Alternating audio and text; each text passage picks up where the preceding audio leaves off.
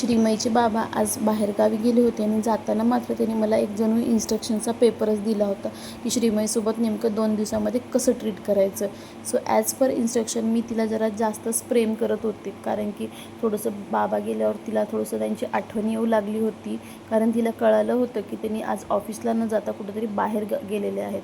म्हटलं ठीक आहे, काही हरकत नाही, लेकराला थोडंसं खेळायला पार्कमध्ये घेऊन जावं. पण लेकरू इथं आल्यावर मात्र सगळं काही विसरलं आणि इथून घसरगुंडीवरून मस्त एन्जॉय करू लागलं.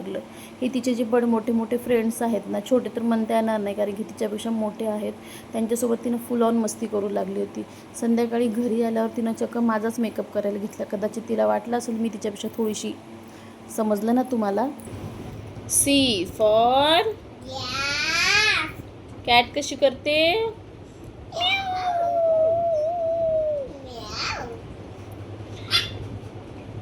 डी फॉर डॉग कसं करते. ई चपाती पण खाते.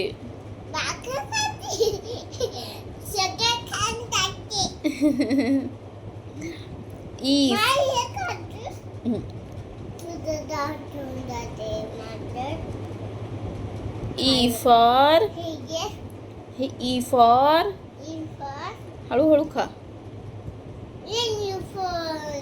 F for good girl. G for good girl.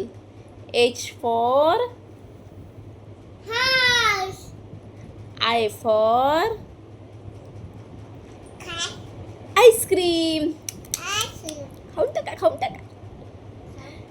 J for good girl. K for good girl. नाही मा, अमरेला नाही, हे K for काइट असते. ओके. L for नाही L for L for lion. M for lion गवत खाते, बरंच काही खाते.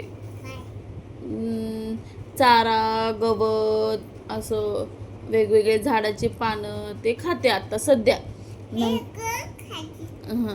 तर मी श्रीमईला सांगितलं असतं ना, लॉयन दुसऱ्या प्राण्यांची शिकार करते, मग लॉयन दादाचं काही खरं नव्हतं. तर चला भेटूया नेक्स्ट व्हिडिओमध्ये. Good night.